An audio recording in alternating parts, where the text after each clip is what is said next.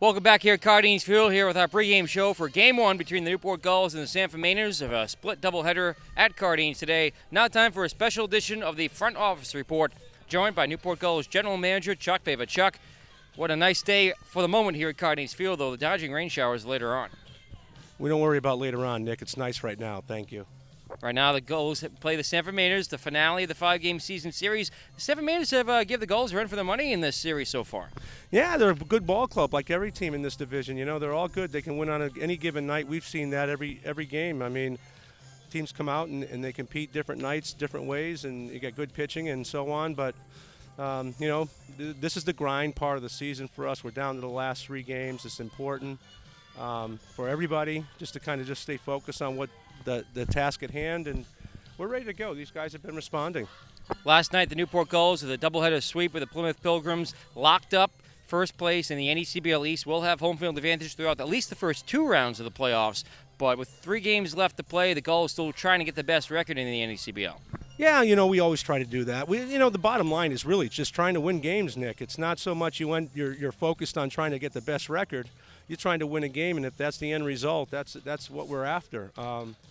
You know, these guys have been grinding hard. It's a brutal week for us. You know, I feel bad for my players, but unfortunately we can't control the weather. Meanwhile, the 7-team NECBL East still has the San Fernandez in contention, fighting for that playoff spot. Even New Bedford's still there with Laconia, Mystic, and who knows, even Ocean State. We don't know what's going to happen between playoff spots 2 and 6.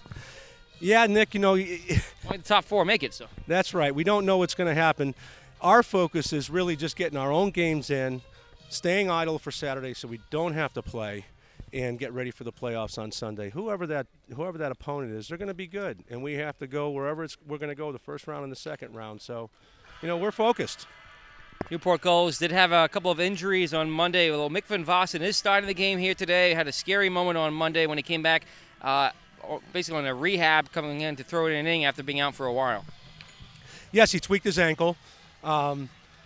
I talked to him yesterday. He was doing some PFPs, some pitching drills. He looked good. He was running without any comfort or discomfort or pain or anything at all. So we're excited to have Mick. He says he's ready, and it's a big addition for this club to go down the stretch with him. Meanwhile, Ty Moore should be off the crutches in the next day or so, and fortunately for him, no tear or anything, just a sprain. Yeah, that's right. That's wonderful news. You know, really for us, Nick, and it's all about the kids. The worst thing that we can have happen to any of us as a club is one of our players get hurt. I was saddened to see Ty because he came here to get better, you know, and to see him get hurt is sad. But it's part of the game. I mean, he came out of the box and went straight down. But the news today coming from him is great news because he's going to be fine. He's a great young man, too. Meanwhile, the Newport Gulls had a very special week off the field here the last few nights. We had Mark Weed night.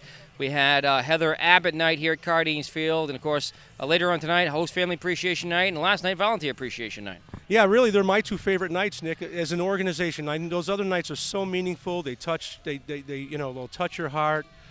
But in the end of the day, from an organization's perspective, volunteers make this organization run. Host Families is the foundation, and today we get to honor our foundation.